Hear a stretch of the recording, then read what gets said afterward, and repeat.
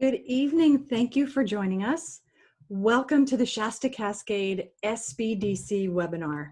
Tonight's topic is resetting your marketing plan to balance digital with traditional.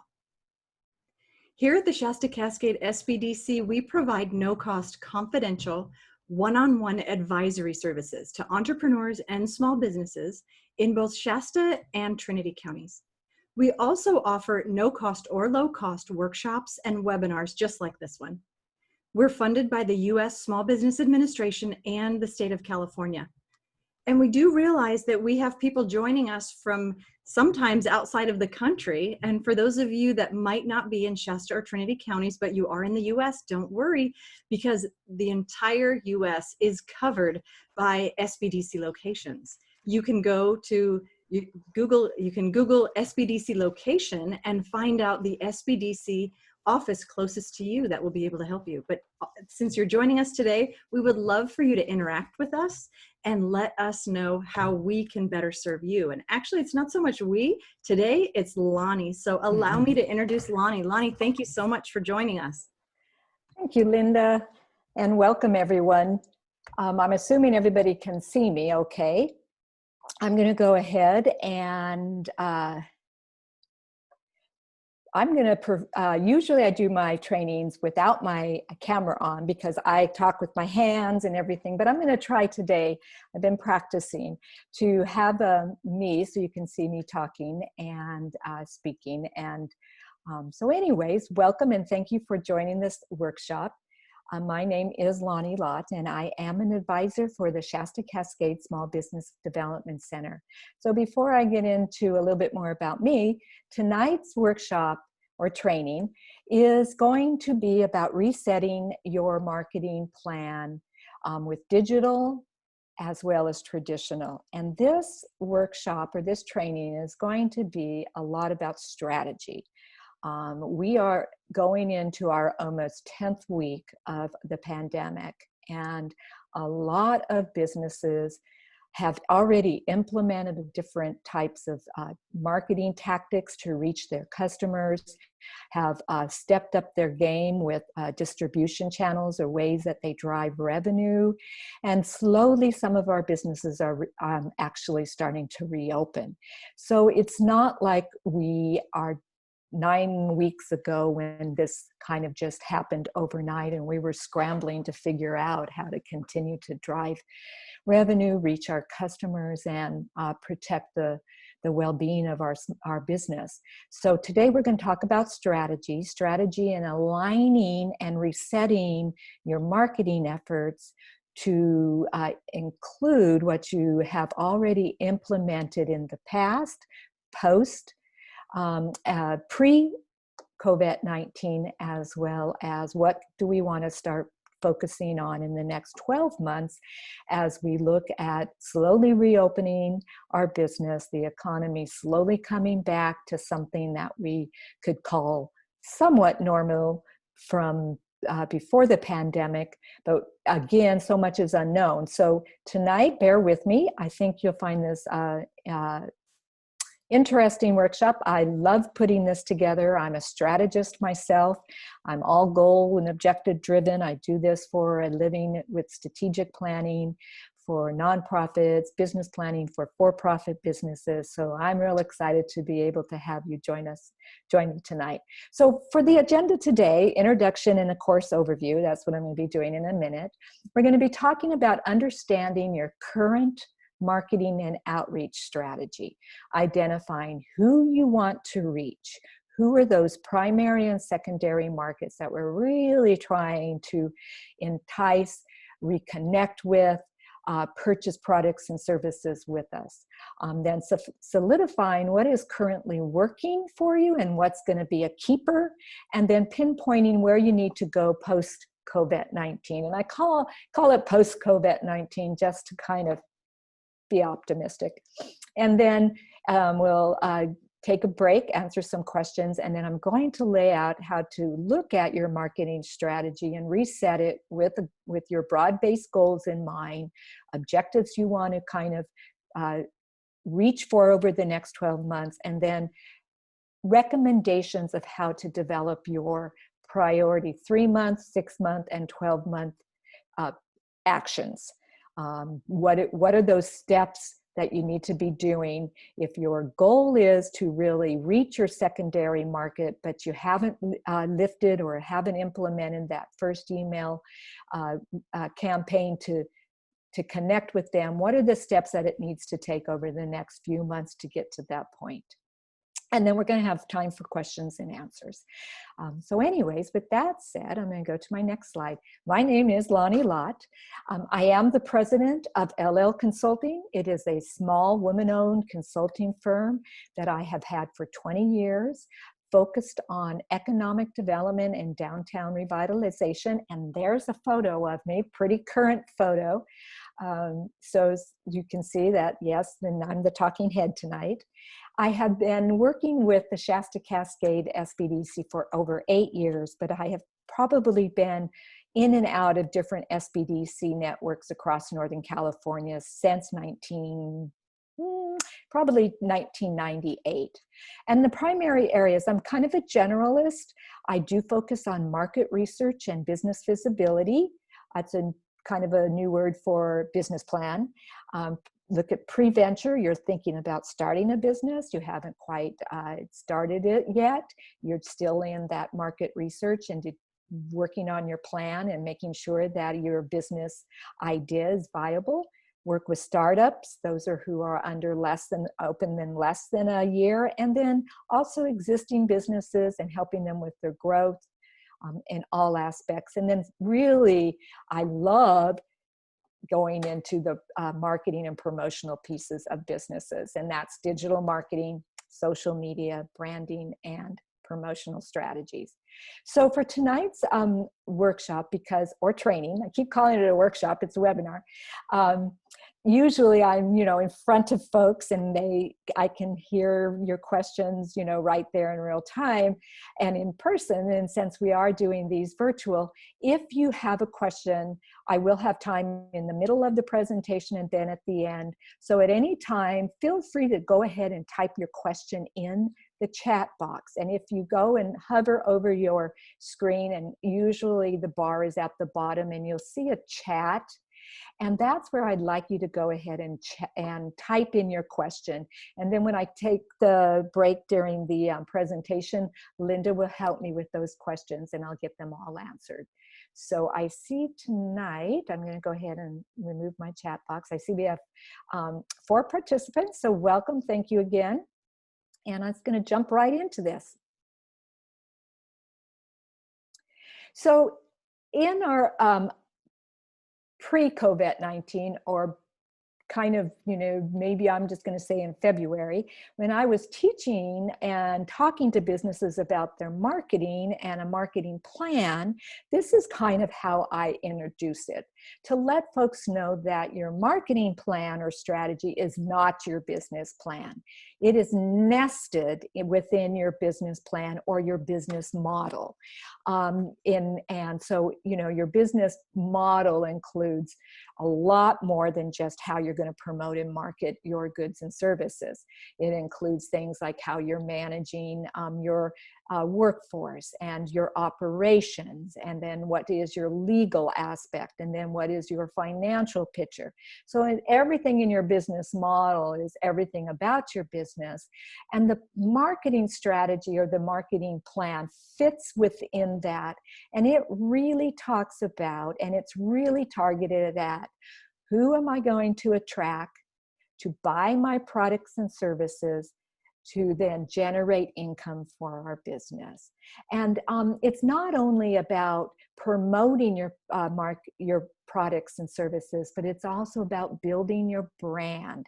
It's about engaging with your customers, educating them and informing them about everything about your business or your services and why they should do your business with you, or they should buy your products or services or come to your store or your restaurant or stay in your hotel. So it's all of those aspects. And social media, and we're going to talk about that tonight, digital marketing, is one little piece of your overall marketing plan. big important piece right now, because so much of our life is virtual and when we're still sheltered in place, and some of our counties, our businesses haven't opened up yet. In some of Shasta and Trinity County, I know they're slowly opening up some of the stage 2 businesses, which are your restaurants, some of those non-essential. But so we're really going to talk about the whole picture, but we're going to focus a lot on strategy. Hello. So with that said, I'm going to talk about how I'm going to approach tonight a new kind of perspective or lens to look at resetting your marketing plan. Who do you want to reach? This is so important. And for most business owners, you know in your gut who's your primary market. Who are those customers that are the top 20% of your market? Are they local residents? Are they regional? Are they the employees that make up the downtown district or the strip mall or close to your area and come in and do business with you? And then there's, then our second layer of our business model is the secondary customers or the secondary target market. So who do you want to reach? Because when we align our marketing strategy, we have to align it to speak to our customers, not just what we like to do. So some people love Instagram, but if Instagram is not the digital platform or the social platform that's going to reach your market, then you need to look at doing what will reach. So it's real important to really dial in, really know your customer, know what they buy from you, know what kind of information, how to contact them. So once we kind of talk about that, then we're going to go, what are you currently using or not using to reach your primary and secondary market? A lot of us have a lot of tools in our marketing toolbox, and we always need to have a website. That's the core. But then different social platforms, we find that we navigate towards different ones, and we may dive into one or two really deep. But then are we also using email marketing? Are we also using some traditional? So all of those, there's nothing that is wrong or not better than the other. It's just some are more effective and efficient in reaching the customer base you want to then promote your business to and encourage them to buy products and services. And then from there, we're going to talk what is a keeper of everything we're putting out there right now. And we had a really steep learning curve when it came to trying to drive commerce, trying to drive revenue for our businesses. We may have had intentions to get an e-commerce site up, but we just never got around to it because we're so busy doing everything else. And maybe we've tried different ways. I'm seeing businesses that are just phone calling with their customers and saying, we have a little delivery service. What do you want to buy from us? To as sophisticated as some of our larger, bigger businesses where they were already set up for e-commerce for a number of years. And then our restaurants, of course, have really been the champions at pushing out delivery, pushing out take home, and those kind of services because they were already set up for that. So what is a keeper as is, and what do I need to shift? What isn't working anymore for me now that we have been closed down or minimized for the last 10 weeks? Where's an opportunity just to kind of say that doesn't work right now and I need to really shift more into this digital area, or I need to really look at putting that on the back burner. And then we're going to talk about the new marketing strategy for the next 12 months. And then what's your action plan? So this is kind of the new flow that I'm going to talk about tonight. And I think it's a little bit more fun than that other slide, which was a little dry. This is really going to be much more fun. And I had a really fun time putting it together. So number one, and I have notes here, so I may look down at my notes just to make sure I cover everything. Identifying the who, the primary market. So I want you to make sure that you have a piece of paper next to you and you're taking notes for this specific. You're going to have a little bit of homework. I'm not going to give you a grade for it. You don't need to turn it in, but I really want to kind of stress on some of this next couple slides. And the primary market Your target market is composed of both primary and secondary targets or potential customers. Your primary target market are those people who are most likely to buy from your business or company, and probably most likely are your most loyal individuals. And your primary market may be changing, because if we were reaching out into the regional or into the state as some of our primary market, let's say you were a business to business type of business and you made calls on regional or statewide clients or customers, well, that's not the case right now. We're doing more of that virtual, but maybe because of the shelter in place, we might see a little shift in who's our primary market or not. So that is your primary. And then of course your secondary target market are those people who may have the same need as the primary market, but to a less extent and with less urgency. And then for a lot of our seasonal tourism businesses that are kind of up in some of our rural communities, or they're in a place like over in Lake Tahoe, which I wouldn't mind being laid by that beautiful lake right now. Anyways, they see seasonal shifts in their markets. Those who come up at the fall may be the second homeowners, while those who are in the winter are the visitors that are coming in to ski. When there's shoulder seasons, which could be spring, those may be the local market, that are the folks that are the workforce that are living there year round.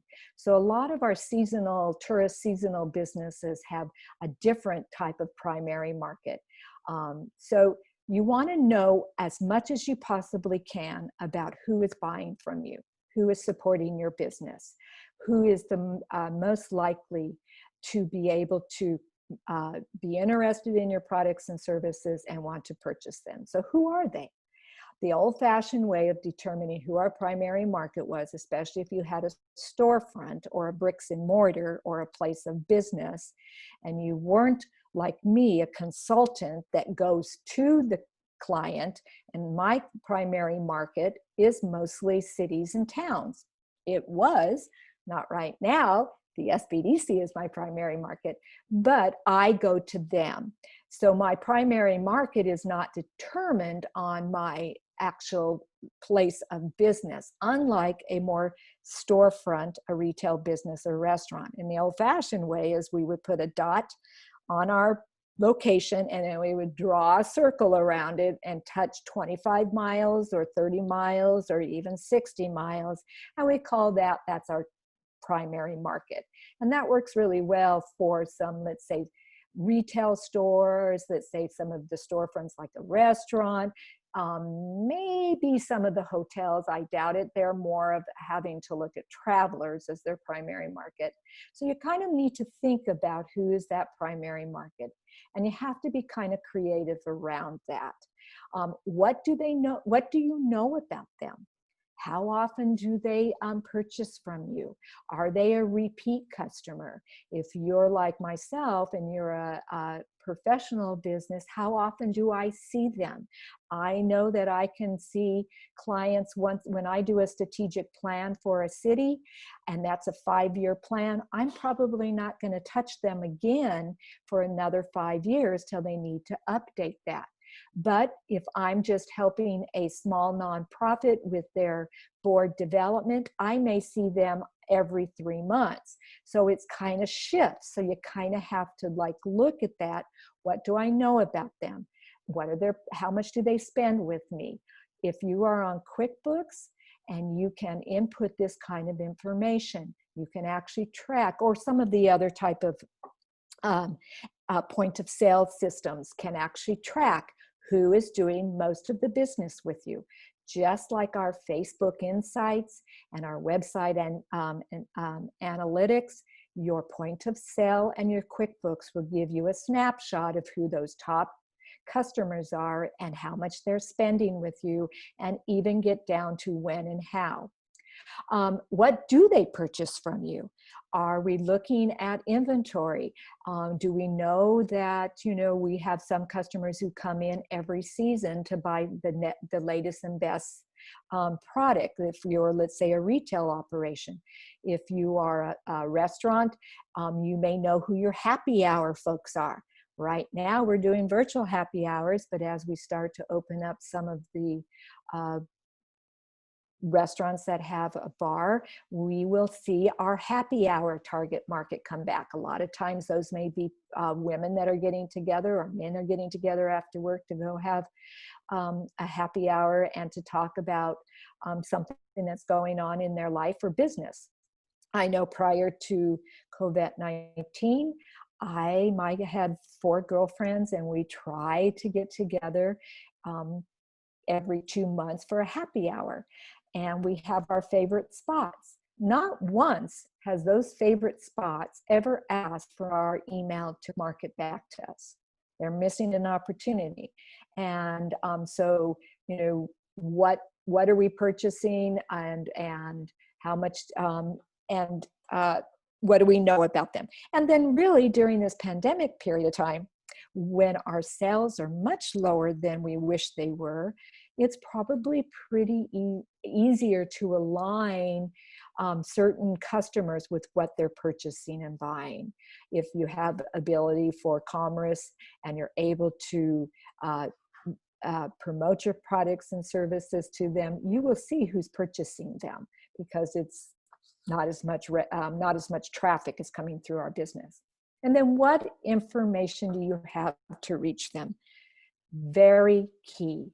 I've talked to businesses for the last 20 years, probably the last 10 years I've really pushed it.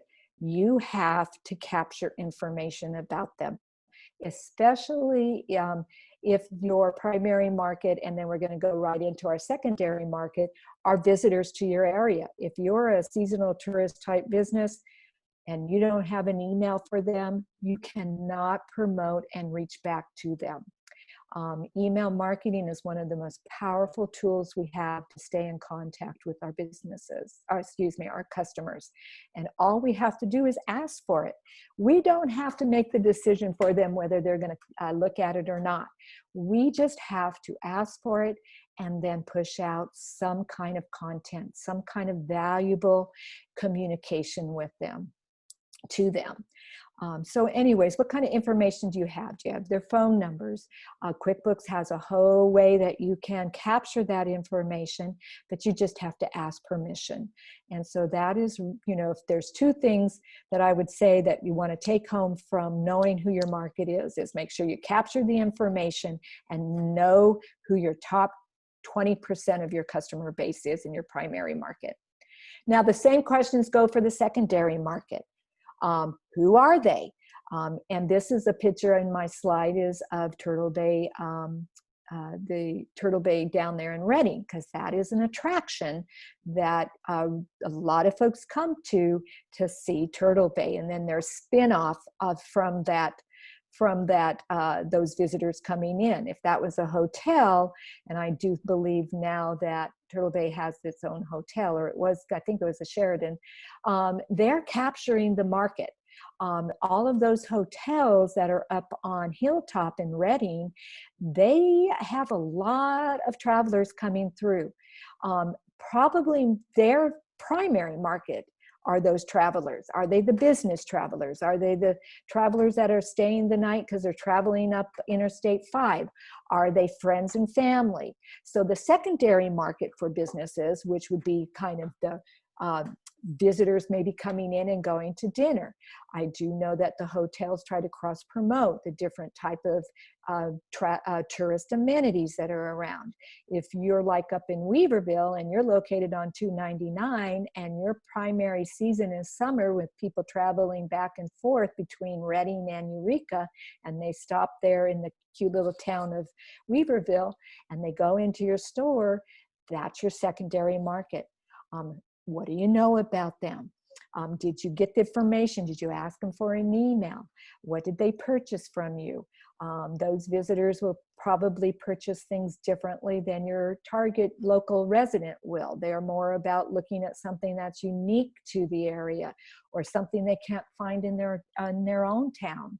So really your secondary market, and when I talk to businesses about the layers of how you make profit, your primary target market should be paying for your overall overhead. That should cover your bills. Then the next layer, your secondary market, they may help you get into the profitability. These are when it's summer and these are customers that I'm not going to see every day, but they're going to spend a little bit more. Maybe they're going to buy a couple of the higher price points than my local resident. And then we have another market that is really the profit, and I'm not going to go into that deep. So we kind of stack our markets on top, our customer base, in order to build profitability. But the way that you promote and market to them is very different, because that's why it's important to know about them. If you depend on a visitor during that summer period of time and you let them go without capturing any information, you've lost an opportunity to re-invite them back to stop in when they're traveling, or let's say during the pandemic, just to let them know you're still around, and or provide and open up your e-commerce store. And that's a total market. Doesn't matter where they're at, because that's what we're learning is they need to shop online, and we just, they order, give you the credit card, and then it's shipped out. Doesn't matter where you're located. In fact, today, my poor mother, who's in Visalia, is feeling very, she can't get out. She can't go to the library and get her large print book because the library shut down. She's not really, she lives in Visalia, has no Barnes and Noble, has no bookstore. So I linked her into the Barnes and Noble that's in Fresno. And I said, Mom, pick out a book, have it drop shipped to you. You have a credit card, just do it.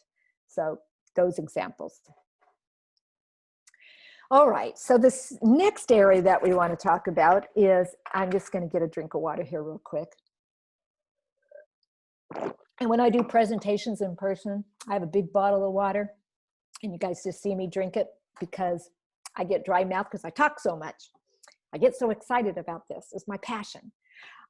So anyways, the next area I really want to talk about is taking inventory of your distribution channels, or as we call it more simply, the ways that you drive sales.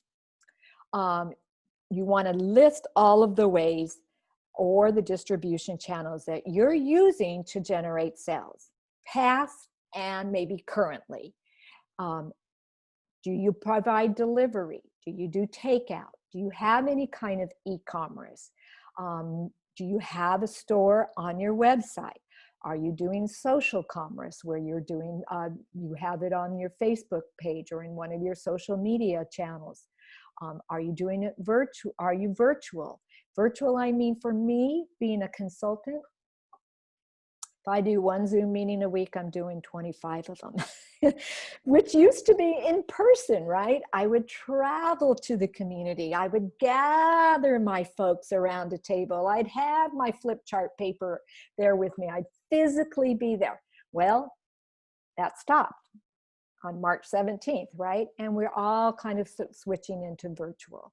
Virtual for professionals even. Virtual for your insurance agent, virtual for your CPA. So a lot of virtual. Then for professional businesses, virtual is one of the ways that we are generating sales, or we're delivering our services to our clients.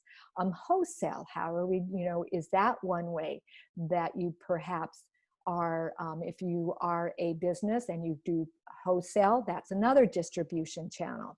Bricks and mortar, storefront, call it bricks and mortar, and other ways. I didn't list the whole thing about vending at different festivals and events, because that is something that is on stage 4 and they're going to be a little slower, but there's other ways to do that. Networking, if you are a business that really depends on networking, LinkedIn is becoming your best friend, virtual again, versus going to the networking opportunities that our Chamber of Commerce's or your trade association or your international networking organization. My daughter belongs to that. She lives in Grass Valley, has a roofing business. She's a central business, really busy, but she belongs to an international networking, and they're doing the Zoom meeting, right? Just like we are. So there's been a lot of shift. So what were you using and what have you recently incorporated or launched? I'm going to have a few questions on the next slide. This is a little sample, what I wanted to show here, and I'm going to go ahead and close my face so I don't see my face here for a minute. This is a store that's in Grass Valley called Element and Loft. They opened last Christmas, a year ago Christmas, so they've had 1 year under their belt. And I wanted to use this as an example because she has she has a bricks and mortar where she has a whole bunch of stuff. And then she also has e-commerce. You can shop from her, this is her Facebook page, and it drives you to her actual e-commerce that is set up on her website. And then she also has delivery. She also does curbside delivery because they were allowed to do that in Grass Valley. And then she also has an Instagram, and everything comes together. It's all branded, but she has 1, 2, 3, 4 different, 5 probably different ways of getting her product out into the marketplace. Now, on her on her social and e-commerce, she does not have every product listed. She has dialed into what are the items that are the most popular, that are probably the less expensive, that more people can buy and are less to ship cost-wise, right? So you don't have to sell everything through all of your channels. And I think we're learning that through the last 10 weeks, is that a lot of businesses are looking at really fine-tuning and drilling down those products and services that are in highest demand. So when you think about inventory in your distribution channels, you want to make a list. First of all, what do you have everything in place? What distribution channels or methods of getting your product out there did you have in place prior to the pandemic and are keepers? So make that inventory, then make a column and say, these were prior and this is going to be a keeper. I have a lease. I want to be my storefront. I want to continue that. That's a keeper. I'm going to keep my delivery. But I'm going to eliminate my takeout, or I'm going to whatever it is. I am thinking for professionals, as myself, as a consultant, Zoom meetings are going to be probably a keeper because I don't have to travel as much. We can do more of them. Webinars are probably going to be a keeper. I'm going to I'm going to do workshops. I'm going to do in person, and it's a keeper because I am an in-person type of person, and I like face-to-face. Then you want to list what new channels have you implemented since end of March, and how effective have they been? So and this is all leading us up to what is going to be the keeper in terms of our marketing strategy, what we're going to continue to have. So since March, what have we implemented? Well, I've implemented webinars, and I've implemented virtual Zoom meetings, and I've implemented phone calls, and I've really implemented and updated my LinkedIn, and I'm reaching out to more folks than I ever had, because sometimes when you're so busy, you don't have time and you don't really need to market that robustly. Well, right now, because so much has shifted, we're needing to do a little bit more of it. And then what are the keepers?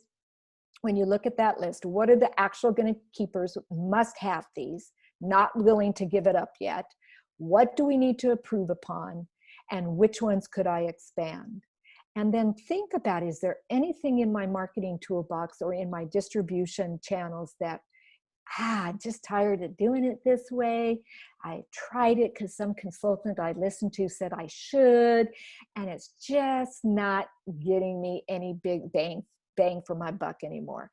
And so I'm going to give it a rest. And that's okay. Sometimes we just need permission to let it go. And often when we're advising with clients, it's like, we'd say, well, have you tried this? Yeah, I've tried that, but it's just not working for me. And so let it go. Look at a new way to network. Look at a new way to take your, if you're tired and you don't want to do any more festivals and schlocking that tent around and schlocking all that property or all that product around and setting up the tent, having people come in and never buying, perfect time to say, I'm going to give that a rest for the next couple of years. Blame it on COVID-19. We blamed a lot of shifts on the recession in 2018. Same kind of opportunity here. Not that I'm saying you need to or have to, but this is the time for you to pivot, strategize, think it through. What are you going to replace that with? If it was a piece of your revenue pie and you got made 25% of your revenue from events, or from vending at festivals or events, and no longer are you going to be doing that, what are you going to replace it with? And that's really what we've been experiencing over these last 9 weeks, because farmer's market, if you were at a farmer's market and you had a product and now you're not considered an essential product and you can't go there anymore, it's impacted your bottom line. What are you replacing it with? And you may choose to go back and do vending the farmer's market, but you're also going to have your soap in online and commerce. And you're also going to continue with that. So those are the things you're going to look at shifting. I love this little Instagram post. This is from a little store, a little restaurant in Nevada City. They're slowly reopening. Very small location, has a big patio, thank goodness. And their post says, getting ready to see all of you beautiful smiling faces, small menu, short hours, minimal help, doing what we can. They're just putting it right out there. But their little board says, which is out front, and you can see the sanitation, the hand sanitizer right there, because they're still not open, but they're doing curbside on Thursdays and Fridays, open for to-go only. Please ring the bell if we're not here. They're just, and it's a chalkboard, and they're changing it up for whatever the specials are. And they're not offering everything on their menu. Trust me, Ike's Quarter Cafe has a huge menu, not just the mushroom burger, the teriyaki burger, the mac and cheese, those things that they can sell very easily at the to-go. So they may keep this strategy as they slowly open up. Don't know, but I wanted to show you this example of how they're communicating it. So those are your distribution channels. You want to think about all of the ways that people can purchase the products and services from you, and keeping in the back of your mind who your primary and secondary market is.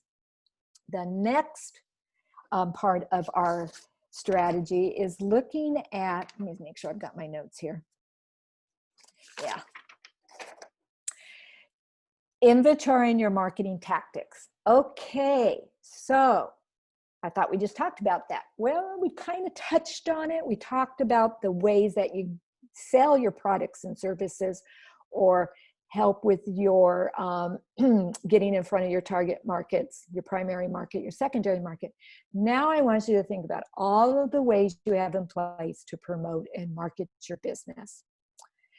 Do you have a website? And we're going to assess it.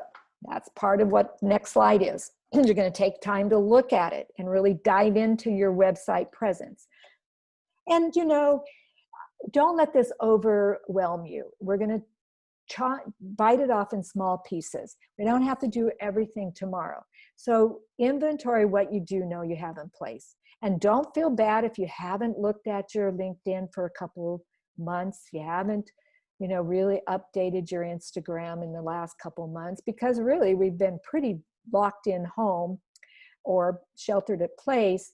and taking care of kids and trying to figure out my business and then attending all these Zoom webinars, and there's a lot going on. So, you know, be easy with yourself, be bold, be easy, be truthful, and think about a small little 1% shift. I'm not talking about a 180-degree turn. We've already done that. That was March 18th. Now we're into the, okay, what's working? I'm getting ready to think about maybe reopening, thinking about doing things a little, you know, back to normal that they were, but I'm going to keep all of this other shifting that I've done. Inventory what you have in place. Do you have a website? Do you have a LinkedIn profile? Personal profile or a business profile or both? I just have a personal. As a consultant, I am the business. I don't need to promote my business and my profile in LinkedIn. LinkedIn is like a networking. It's a closed gate community that's about networking. Must have for business to business marketing. Social media. What are all those different social medias that I am doing and using for my business? Not so much personal unless you're crossing over, and some people cross over into Instagram, but you must have a Facebook business page. It is the king. It owns Instagram. It owns WhatsApp. It owns Messenger, and it is looking at even consuming a few more. And when there's shifts in social media, Facebook's the first to test it out, the first to make that shift. Do you have Instagram? Do you have an Instagram business profile? Do you have a Facebook page? Are you using Messenger, direct messenger for your business? Direct messenger for Facebook, it's on Facebook. It's like Facebook's email. We're seeing more and more DMs, direct message me, coming through our Facebook business pages. Do you have an TikTok? That's the new one, right? TikTok, fastest growing. It's all about videos, 1 to 3 minutes. And it's pretty much geared at a younger demographics, and businesses are slow. It's slowly, businesses are slowly seeing how to use it. But TikTok is one of the fastest growing social medias out there. Email marketing. Do you have an email marketing campaign or strategy? Are you using any of those programs like MailChimp, like Constant Contact, or have you just been using your own emails coming through that you have and you're just doing them very strategically? Digital advertising. Are you doing any digital advertising? Many traditional print advertising have been offering their digital advertising as added value. And we really haven't paid that close attention to it because we're very much about print and the publication that it goes in and who it's reaching. But all of the publications have been digital for a long time. And they offer either added value with your print, paid print, or up value. Well, where if you pay for this package, then you get the $300 banner across their digital publication. And right now, I'm telling you, people are looking at all of those digital publications and they're reading the news online. And they maybe, you know, still getting the traditional magazines because they're coming to their home from subscription, but most everybody is going digital. So have you played with Facebook advertising, Instagram advertising, advertising with Twitter? They're all out there. Sometimes we, you know, haven't had the resources, not saying that you do now, but what have you had in place in the digital advertising? Think about some of those print pieces that you have participated in the past, and did they offer digital, and did you not even know you were using digital advertising? Inventory your marketing tactics that you use for your physical location, your signage, your windows, your branding, where you're located. That is you know, people invest in storefronts and bricks and mortar because of people, the traffic driving by, or the foot traffic that comes through, especially if you're in a visitor tourist region or area. Like downtown Grass Valley, where I'm from, it's a historic downtown. We cater to they cater to the local residents, but they really depend upon the visitors. that come through the summer, that visiting family and friends from the Bay Area come up and visit their family and friends that have relocated to Grass Valley, because it is a relocation. They had a lot of events that drew lots of people up there. So, you know, that physical location, they depended a lot on that foot traffic. Your restaurants are very dependent upon that, especially if they're anchored next to hotels or in a tourism seasonal area. What have you done in the past with traditional print, TV, radio? And then in terms of networking, virtual or not, think about all your marketing tactics. Were you a member of the chamber? Did you go to their breakfasts and do a 30-second speech? Or did you go to and participate in any of their expos? Did you go to the Shasta-Cascade Summit? Any of the networking? Do you attend conferences? Do you attend events and network? Did you participate in an event, and how did you promote and market it? So think about the marketing tactics that you've used and take an inventory. We're not assessing yet, to the next slide. How effective have they been? What's a keeper, what's not? This slide here is a local coffee company in Redding. They have 4 locations. Kaleidoscope Coffee Company. And I had to dig around to kind of find this on their website. It's kind of a eccentric website. It wasn't just your basic go find this or that, but they have up on top here, and it's hard to see, they have under this location up on the top, they have full service drive-through. That's the one on the furthest left. Then they have their phone number, view their drinks, view their food. So they're telling you they have a full service and drive through at that location. The second location is a double drive through and walk up. And then the next one is walk up only and walk up only. So they are letting you know exactly how they are distributing their products and services at each of their specific locations through one of their main marketing tactics, which is the website. Now, much tinier than I would recommend. Down here, I even had to circle it. I had to find it at the very bottom. They don't have it scrolling across their top. I know for a fact they have a robust Facebook page and Instagram, and they do email marketing, and they have Twitter. But this is really tiny down here, so I'm going to give you a tip. Make sure that you cross-promote all of your social media platforms with each other. If you have LinkedIn, make sure you have your Facebook and your Instagram and your website listed on it, and vice versa. And make it easy and big and broad so people can see it and your links work. So inventory all the ways you have in place. I'm going to look at my clock. Oh, I'm doing good.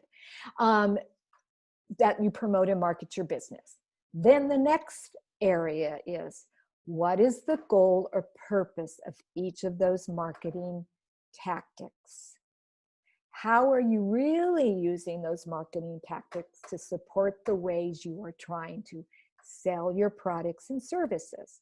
So for example, if you're selling your products and services, that should be your e-commerce marketing tactic or social commerce.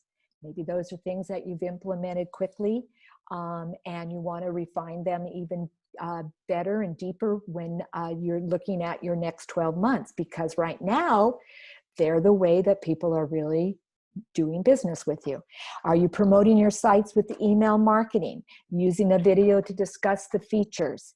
Amazon is easy to set up, but it's hard to be seen. So you've got to, if you're going to have an Amazon, you're going to sell your products through Amazon, then you've got to really use all of your other marketing tactics to drive people to that store. So everything works in sync. So what are the marketing tactics that you're using to promote that you have products and services on your e-commerce and your social commerce site, or that you're going to be opening your bricks and mortar? How do you promote your added value services? If you have products that people actually purchase, and you have some added value services such as delivery, such as shipping all around the world, such as tutorials, How are you promoting that out to your customer? That adds added value services. If you're a service-based business, like a salon, like a gym, then how are you doing appointments? What are you using to get appointments? How are you communicating that have an appointment, or you can schedule directly from the social commerce site? I know right now a lot of the hair salons and gyms aren't open yet in California.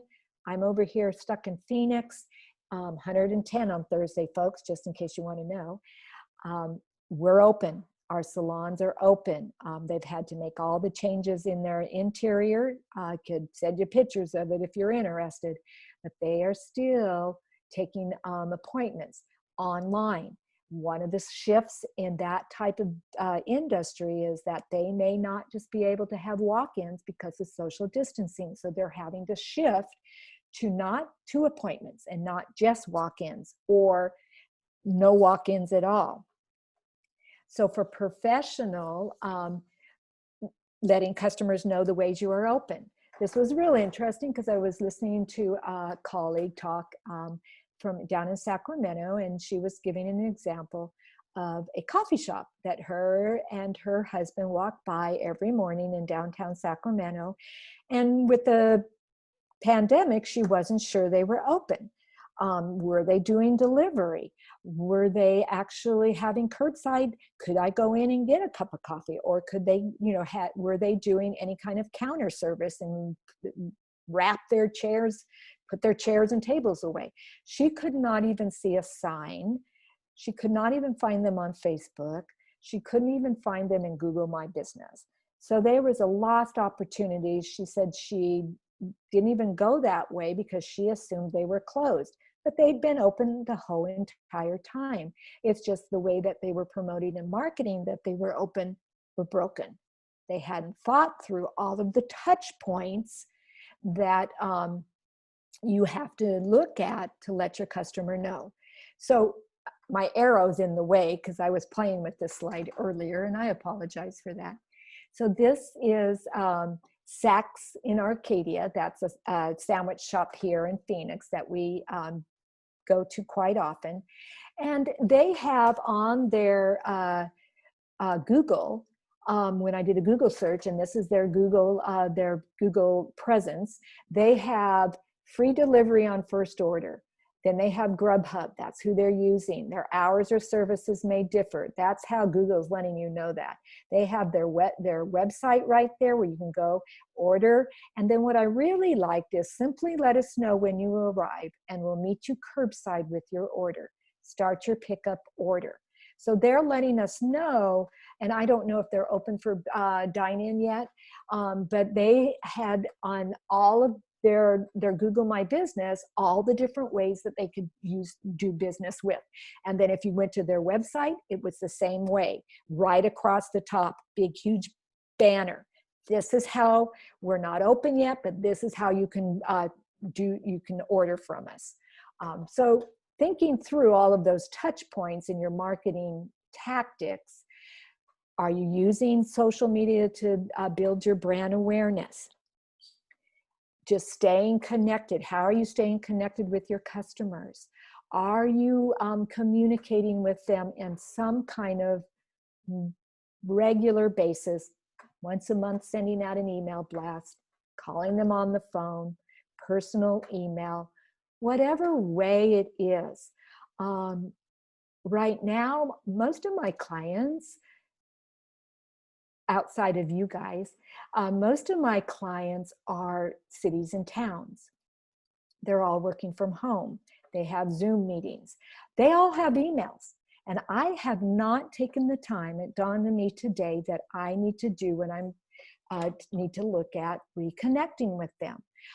There's going to be money coming down from the Economic Development Department and a lot of the National Endowment of the Arts and the National Park Service. There's all this money that's going to be flowing down from the CARES Act, just like it was flowing down to the small businesses, for cities and towns to be able to do up planning and working with their district and refiguring how they're going to promote and market and bring folks back to support their small business environment.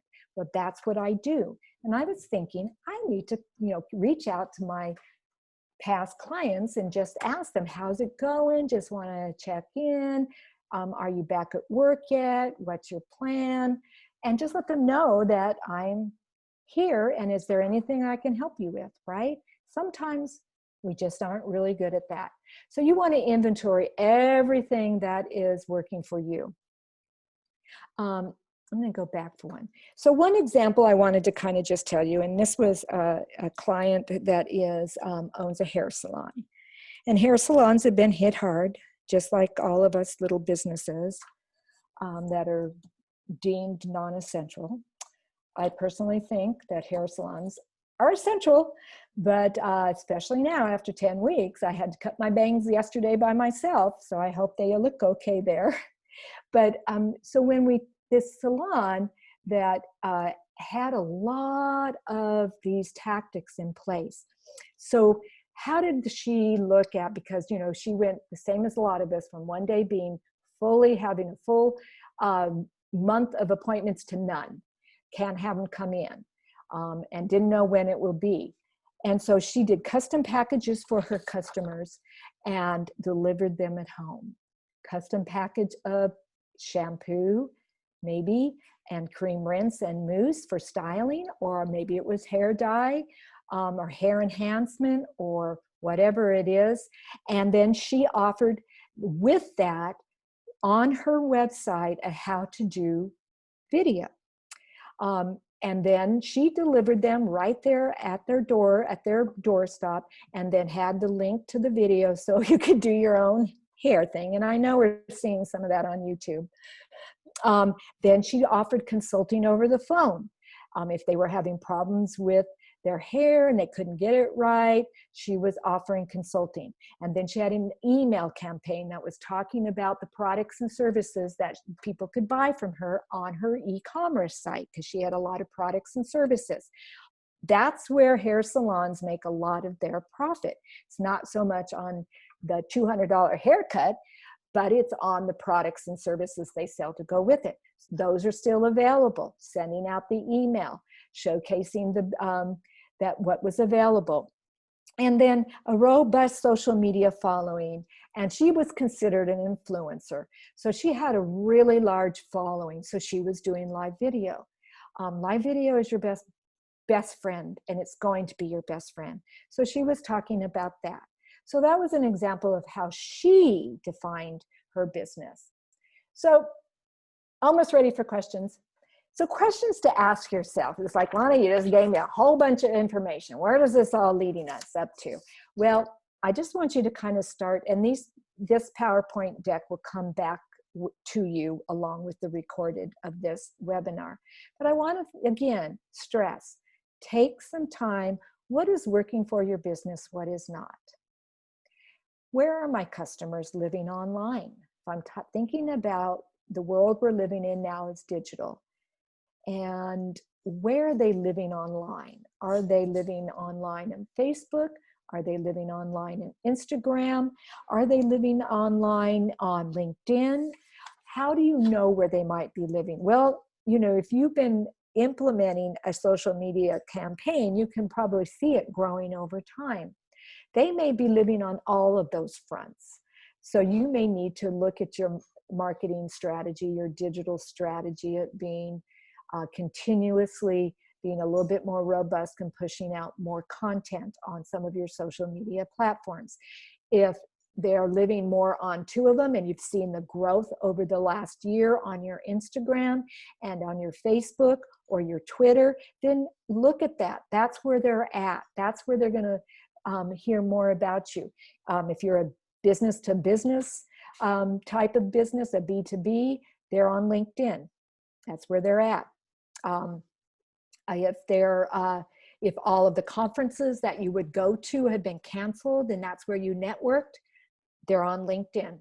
A lot of conferences are virtual.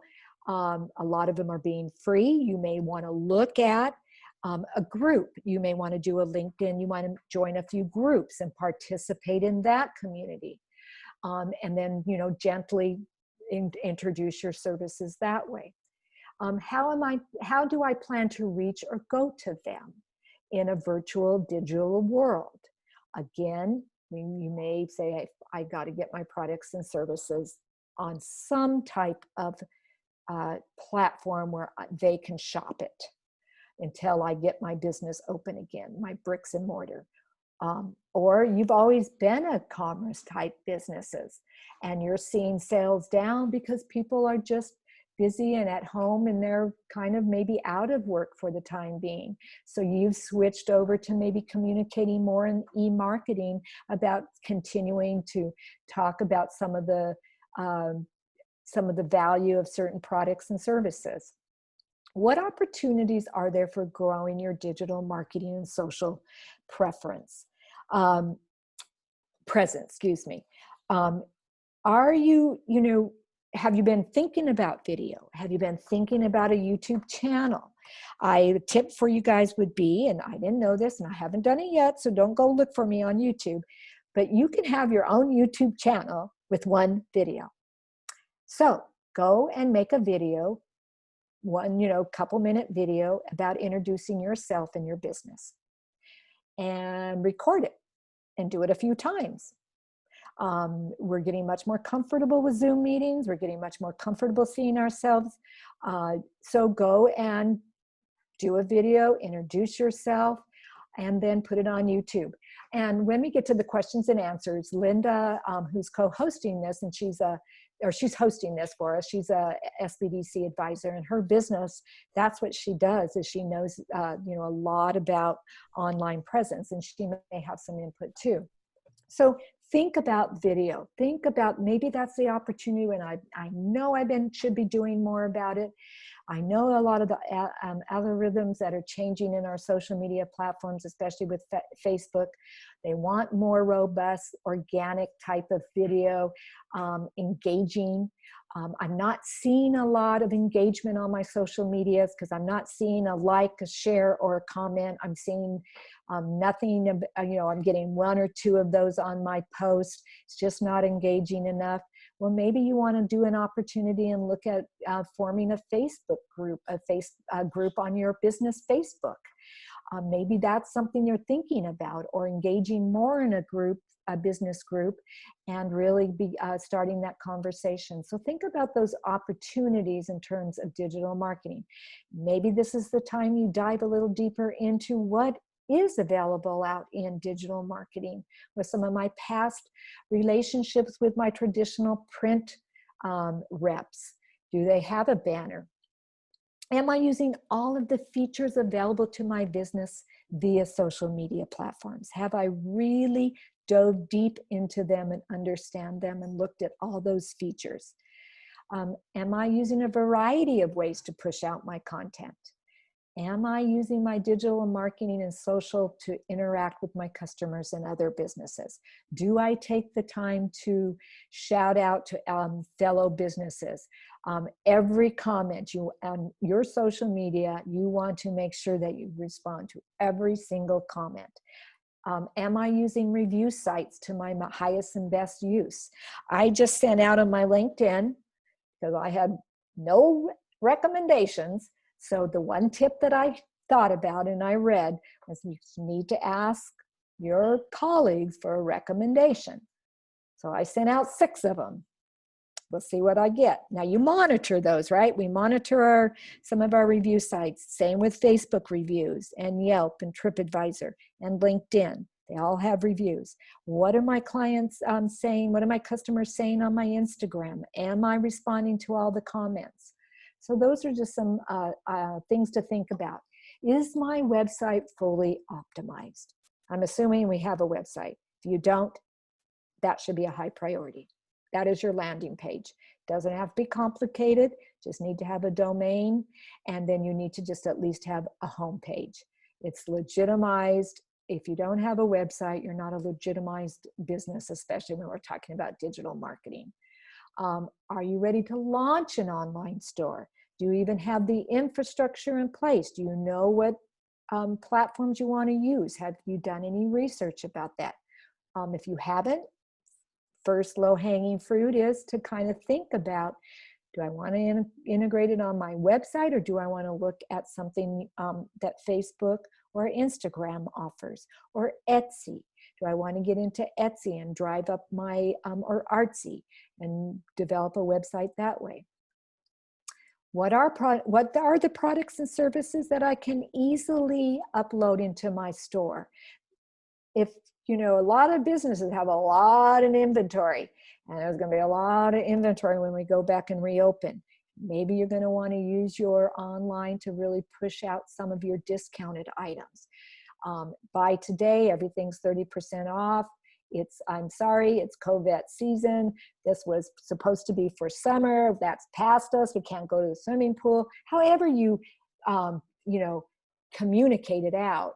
But we're gonna have a lot of inventory to turn if we're inventory-driven type businesses. This would be your opportunity. Have I cross-promoted my social media platforms on all the marketing venues? Talked about that. What are the 5 ways you can continue to grow, can continue to use to grow or generate revenue? Doesn't take more than that.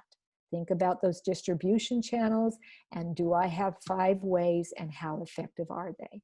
And then what traditional tactics are keepers? Should be put on the back burner or need to shift? So those would be, you know, bricks and mortar. Am I going to continue to have my store? Is it going to be open 7 days a week, or am I shifting my hours? There's a lot of unknown when we start to bring back our workforce and all of the protocols that have to be put in place. You're going to need time to clean and disinfect. That's what the restaurants are finding out, that they can't just open as is. So, you know, if that was one of your traditional, was having that storefront, maybe you're going to look at it in a different model. Am I going to continue with niche collateral? If I'm going to continue to advertise in the visitor guides, if I'm in a seasonal tourism area and they have a conference and visitors bureau, they offer that because those are all digital too.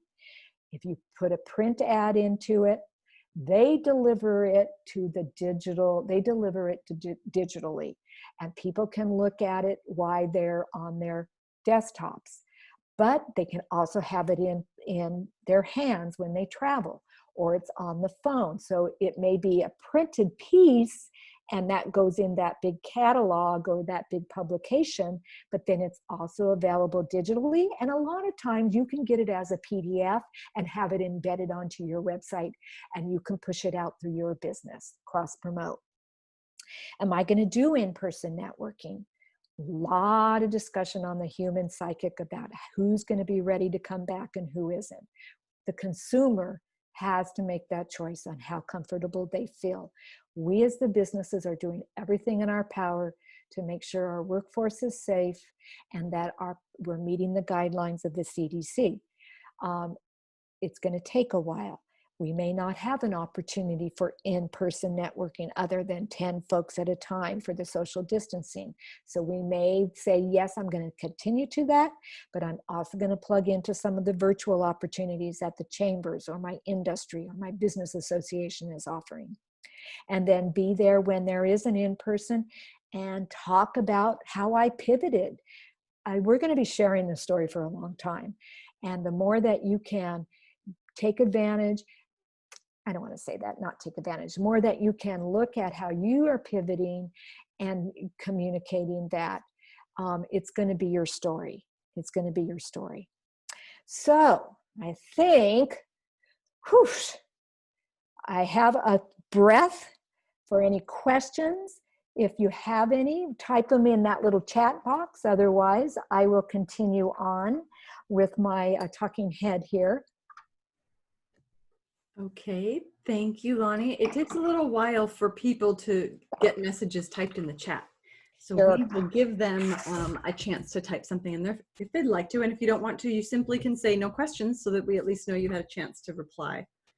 And then we can always at the end too, so. I loved a couple ideas I'll point out while we're waiting is I loved how you talked about shouting out to other businesses. Yeah, I would make a list of 10 businesses that are businesses that you support, you've networked with, are complementary to your business, are located next to you, and go on their social media and do a shout out. You can post right on their social media and do a shout out, or you do a shout out on your own social media. Just want to shout out to my favorite restaurant, who's also my one of my favorite colleagues, and I miss seeing them on a daily basis. Can't wait to be back there. If you haven't tried their takeout fish tacos, go tomorrow. And do 10 businesses. That's great. And then they see that, and there's a new level of interaction. Yeah. We don't have any questions, but I do have another topic I'd like you to elaborate on, please. Sure. And that is when you say reply to every comment.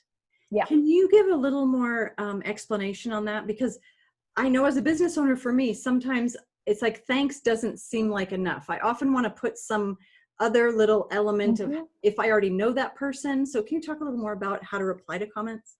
Sure. So depending on whether you are replying as yourself or you're replying as your business, right? So we're assuming you're replying as your business, because you can switch back and forth on your business page. You can switch back and forth to your icons. You can reply as a business, so people don't know who's behind the curtain, or you can reply as yourself. And if you were going to reply as yourself, for example, if I got a comment from, let's say, the Grass Valley Downtown Association, and they gave me a shout out, I would probably apply as myself. Thank you, Downtown Grass Valley. You know that I worked with you over the number of years, and I really appreciate your support. Or if I didn't know them that intimately, because, I know Grass Valley really intimately because my daughter's on the board of directors. So, it's probably her posting it. I would be say, shout out, thank you, honey. But if it was another colleague that would say it's a state agency, and they said, LL Consulting, we just really appreciate everything you do for us. Thank you very much for your report. It was right on target. Then I would respond as LL Consulting and say, thank you very much. Remember, if you have any questions, and put in your email. Put in your email in the comment. That's a good one. Right. That's a great idea. I don't think I've seen that. Nope, not many people do it. A lot of times we just give the thanks, we give the thumbs up, we give the heart. So it just seems like when I see that, and I do it, I'm guilty of doing it, but when I see it, it just doesn't feel as connecting as I would want to be. A tip for LinkedIn is that if you connect with somebody, if you're looking at all your folks that are connecting, if you've and you see one and you say, oh, thank you for connecting with me. I really look forward to meeting you, whether it's through a Zoom or a in-person networking opportunity. And if there's anything I can do for you between now and then, please email me. So let's see, I have another question. Do you have any tips on how to get your email marketing noticed? Yeah, that's a good one. Thank you for that. That'd be the $1 million question if I could answer that. Good question, Haley. I think that it comes back, Haley, from, is it Haley? Haley. Haley. It comes back from, really just looking at maybe if you haven't segmented your email list. So over time, maybe you just put all of your emails into one list and you haven't gone through and said, oh gosh, these were folks that walked into my business. These were folks that I gathered at this event or that event, and it's just going out there. That may be a way to have a higher click or a higher open. Again, the tip is consistent, regular. What is a value? Who are you talking to? Who are most of your emails? Are they your customers? Are they from your secondary market? Are those visitors? Maybe showcase a couple other businesses. I open up emails because at that moment, because it's a value to me, right? I'm getting ready to purchase something. I'm getting ready to travel somewhere. Oh my gosh, this is from a colleague and I want to see what they're talking about, the best practices. So again, it goes back to kind of thinking about what you're trying to communicate in that email, and then, you know, kind of packaging it. Maybe shake it up a little bit. Maybe it's going to be just, haven't heard from my customers for a while, so I'm dropping back another email. I'm open. My store is open on Commerce. You know, some kind of something that in that tagline, in that the subject line. I wish I could tell you anything else about that, but those would be my tips. Okay, I'm going to breeze through this next portion because, of course, I've talked so much.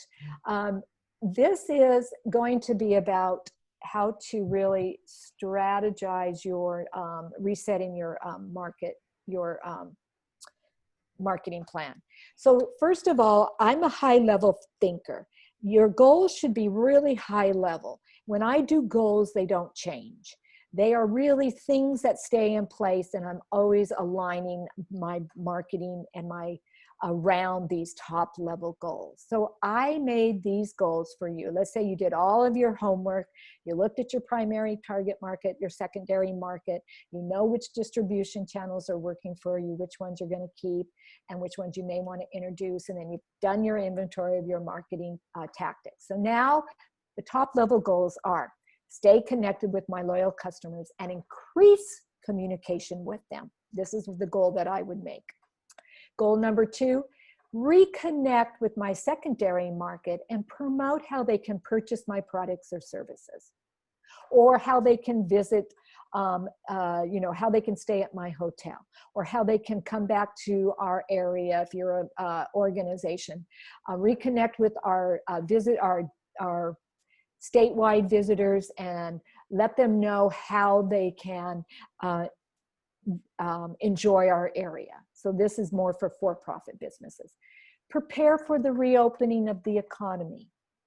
That's a high-level goal. And then the 4th one is ensure my brand is consistent across all platforms. So those would be the top-level goals. From there, then I would say, what do I want to achieve in the next year to 2 years? So under my goal of staying connected with my loyal customers or my primary market and increase communication with them, maybe my objective would be over the next year or 2, launch a weekly email campaign to reach my existing customers. Okay, weekly's pretty robust. Could switch it to launch a every other week or once a month email marketing campaign to reach my existing customers. Post regularly on all of my social media platforms. That is key. And I would even dive deeper. Post regular, engaging content on all of my social media platforms. And then maybe another objective would be update my website to appeal to my primary target market. These are ones I'm just making up, just giving you an idea of how all of those marketing strategies fit under staying connected with my loyal customer and increase communication with them.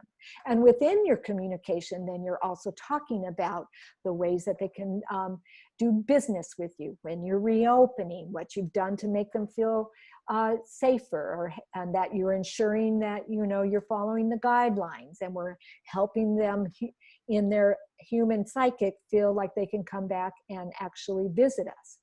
This is a salon. I love her website, her Facebook. She's got a very engaging post. She does not have any group. I'm going to talk about groups in the next one. She has direct messenger pops up. She has all of her directions there, her time, and she does appointments. So she is interfaced, and she's, her social media platform is really very robust. Great video. She's talking about her products and services there. You link on it. So that was just an example.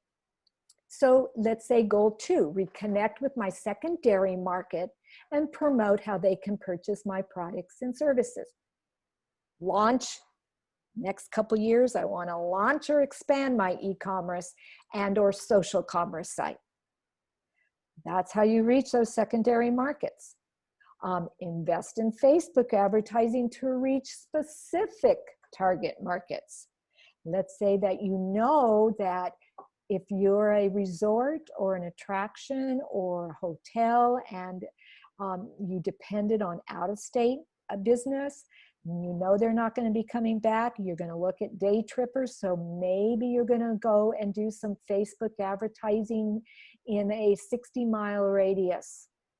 Those weren't your regular secondary market, but right now you know that international or statewide travel is a little bit on the back burner. So in the short term, you're going to look at building up your brand awareness, the opportunities to reach the folks that may travel up or travel over 60 miles because they need a getaway to come to your area.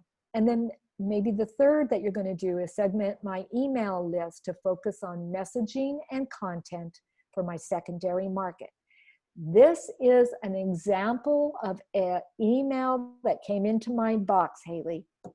I have not been to the Sawtooth, to Stanley, Idaho, which is this little tiny community and way over there near Sun Valley. That's population 300. That is absolutely a summer destination. And they have limited lodging, and it's a fishing mecca. And I've gone there. I went there in high school, and this is where my parents shipped me off to work at a dude ranch, but that's another story for another day. And then in my adult life, I've gone back there with my parents, and we fished and we stayed, and this is who I made the rental with. Haven't heard from them in at least 6 years. And out of the blue pops in this. This tells me they're going into their email archives and pulling out my email because it was on my reservation form, and they have set up this beautiful email that dropped into my box. And when it said Sawtooth Vista Rentals, I clicked on it, very subtle, talking about seclusion in Stanley, Idaho, into the wild, get away from it. And actually, it's triggered me into thinking we're going to go back there in July 2021. Haven't thought about it for a long time. That worked. Goal 3, prepare for the reopening of the economy. Identify, so the objectives over the next, maybe this is a little bit shorter term objectives because you may be reopening in the next, you already started or you're going to be reopening in the next couple months. Identify the tactics that you will be keeping as part of your business and which ones are being reformatted for the short term. And we talk a lot about that. Objective, continue to monitor all the state and local guidelines related to your specific business sector. If reopening a second location, develop a 3, 6, and 12-month marketing strategy to announce when and how you'll be reopening. Really key. You cannot assume that your customers are going to know all of the guidelines, social distancing, change in hours, change in everything. We have to communicate this to them. And then use all of your digital and social marketing venues to let them know when and how you are open and the way that people can support and purchase you. This is a restaurant that is New York, Streets of New York Pizza, that's down the street. And we went in there because they just reopened. Outside the door, they had a hand sanitizer and a stack of paper towels so you could wipe down the handle when you open the door. And then you walk in, and then they had all of the ways that written on here, all their specials that they have, that are they continuing to have, and then talking about how you can text club specials. And up here is a whole bunch of counter stuff that they had talking about everything. That's how they're doing it. And then fourth, ensure my brand to be consistent across all platforms. Again, evaluate all your touch points for your business and assess the consistency in your branding strategy. Maybe you're thinking about doing a new logo, a new brand. Maybe you're thinking of a new color palette. Maybe you're going to paint your storefront. Maybe you're going to updo your website. So you just want to make sure that it's consistent as you make those changes, that it's consistent across all of your touch points in your marketing. So in short, resetting your marketing plan for the short term. List your current marketing goals and objectives. Reconfirm your primary and secondary customer groups. Take inventory of all the digital and traditional promotion tactics you are and have used within the last 12 months. Take a serious look at each of those tactics as it relates to your 12-month plan and determine which ones you need to consider. Especially as we're thinking about digital, we've reprogrammed our consumer behavior. We're anxious to get back and actually go visit those stores and those businesses that we really like, because personal interaction is still is a big part of our human psychic, our human beings. But we have really reprogrammed a lot of our consumers with the ability to shop and drop, or order and takeout, or order and delivery. I live in a very urban setting, and we've had DoorDash and Postmates for a long time. And a lot of the millennials and a lot of those generations use it. They don't cook. That's why we're seeing so many videos about them making bread or learning to cook, because they haven't had to, because all of this is at their fingertips. So we really are looking at a new way of delivering products and services. Update your goals and objectives and short-term actions, and implement, measure, and adjust as needed. Be easy on yourself. Be bold. Jump in. Shift easily. You don't have to do everything. Think about those top 3 or 4 things that you want to accomplish by the end of the summer, and that's where you start. And then we have our Q4, our fourth quarter coming up. And that is where we make a lot of businesses, especially if you're restaurants and retail. That's where there's a lot of commerce made, and it's going to be very different. So how are you going to adjust to that? That's what I would say, when you're thinking about some of those adjustments. Maybe your goal is to get your commerce site up and some products and services flowing on that by October, so you can be at that holiday season, and you're going to push out through all of your marketing tactics and communication networks that your store is open and you're ready for business virtually. So anyways, with that said, I am done. Do we have any additional questions? Let's see. Oh, are you able to see yours? Yeah, I think I answered that one about the email. Oh, Haley just responded. Oh, great. Oh, thank you, Haley. Really appreciate to see that you. shout out. Okay, I'm going to put it to the last slide, Linda, and I'll let you be the finisher here. And okay. Well, thank you so much for joining us. I really appreciate seeing people that are valuing these webinars that we're doing, and to see people come back to an additional webinar. We love that. And by the way, we also love hearing from you. What do you need? There's going to be a survey that will come out to you. Emily's going to send a follow-up email in a couple days, and it will have a copy of this webinar on it. And also attached will be a survey. We would love it if you would complete the survey, because that helps the Small Business Administration know how we've been spending our time and spending their dollars, because we're spending your tax dollars and we want to take care of you. So please complete the survey. It's important to us. And as I mentioned at the beginning, in case you missed it, this is the Shasta-Cascade SBDC. And we do consulting. And Lani is one of our advisors, is the term that we use. So if Lani said something for you and you are a member of the Shasta or Trinity County with your business and you have signed up to join us as a client, you can schedule time with Lani. So please think to yourself, I know these webinars are wonderful, but they're also kind of general. And when you set up a meeting with an advisor, they look at your situation. They give you time, and it allows you to show up with all your questions, and the time you're spending together is focused specifically on you and your business. So thank you so much for joining us today. Like I said, you're going to get the webinar soon, and you'll get that survey, and reach out to meet with an SBDC advisor. There are a number of advisors there. You can ask for Lani. If there's a different topic you need help with, no problem, talk with Emily. She would be happy to meet with you. And if you'd like someone to call you, go ahead and in the chat right now, you can choose my name from the drop-down box, and I would be happy to take your number and let Emily know that she should give you a call.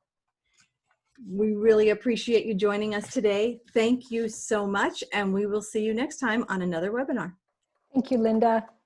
Thanks, Lani. Bye, everybody. Take care. That worked out well.